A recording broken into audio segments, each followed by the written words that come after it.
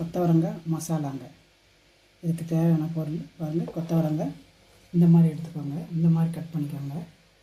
இது நம்ம கையிலேயே கட் பண்ணிடலாங்க. கையிலேயே அந்த நாரெல்லாம் எடுத்து கையிலேயே அழகாக கட் பண்ணிக்கலாம். 2 தக்காளிங்க, சின்ன வெங்காயம், பூண்டுங்க இந்த அளவில், கருவேப்பிலை, நம்ம வீட்டில் அரைச்ச மசாலாங்க. இது மசாலா தக்காளி வெங்காயம்லாம் பேஸ்ட் ஆக்கிடலாங்க. ஃபஸ்ட்டு இதை அரை வேக்காடு வேக வைக்கணுங்க.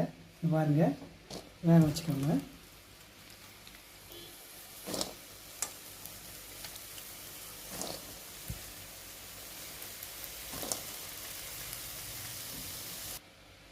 மஞ்சத்தூளுங்க, லைட்டாக மஞ்சத்தூள் போட்டுக்கலாம்.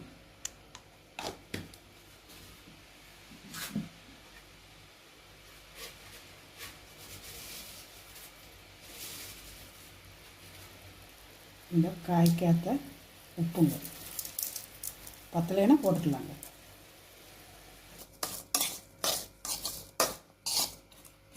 சாம்பார் சாப்பாடு, தயிர் சாப்பாடு, எல்லா சாப்பாட்டுக்கும் நல்லா இருக்குங்க.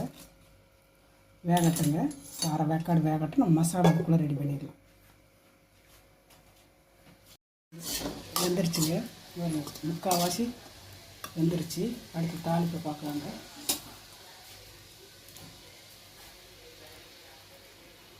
எண்ணெய் ஊற்றிக்கலாம், கடுகு போட்டுக்கலாம்,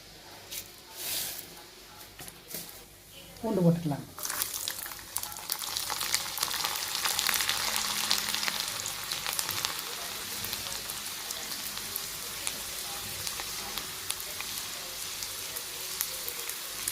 இது இந்த கொத்தவரங்காய் கேஸ் டபுள் அப்படின்னு சொல்லி சொல்கிறாங்க. நார்ச்சத்து நிறையா இருக்குதுங்க. அதனால் இன்னும் பூண்டு சேர்த்துருக்குறாங்க. கருவேப்பிலைங்க, அடுத்து மசாலா போட்டுக்கலாங்க. அது மசாலா அரைச்சி வச்சுருக்குறோங்க, போட்டுக்கலாம். தீயை கொஞ்சம் கம்மி பண்ணிட்டு போட்டுக்கோங்க.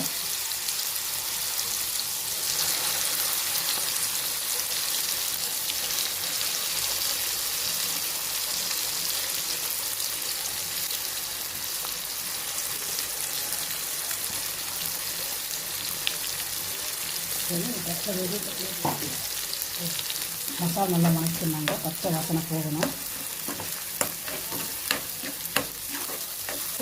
ஒரு நாளைக்கு செஞ்சு பார்த்துட்டு கமெண்டில் சொல்லுங்கள்.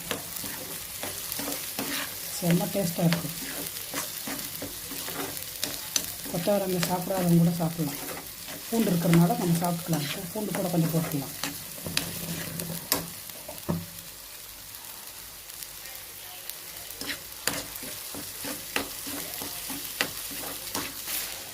ஊற்றிக்கலாங்க.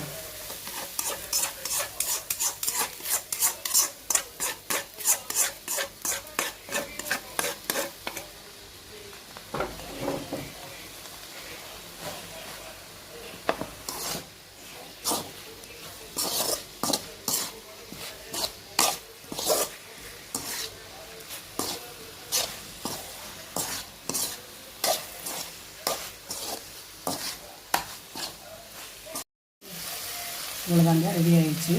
ரெடி ஆகிடுச்சு, அவ்வளோ கரெக்டாக ரெடி. மசாலா கொத்தவரங்காய் மசாலா ரெடிங்க. அனைவரும் செஞ்சு சாப்பிட்டு பாருங்கள். மறக்காமல் நம்ம சேனலுக்கு சப்ஸ்கிரைப் பண்ணுங்கள், லைக் பண்ணுங்கள், உங்கள் நண்பர்களுக்கு ஷேர் பண்ணுங்கள். உங்களுக்கு இதே மாதிரி டக்குன்னு செய்கிறது ரொம்ப பிரயோஜனமாகுது. நான் உங்களுக்கு செஞ்சு காட்டுறேங்க. நன்றிங்க, வணக்கம்.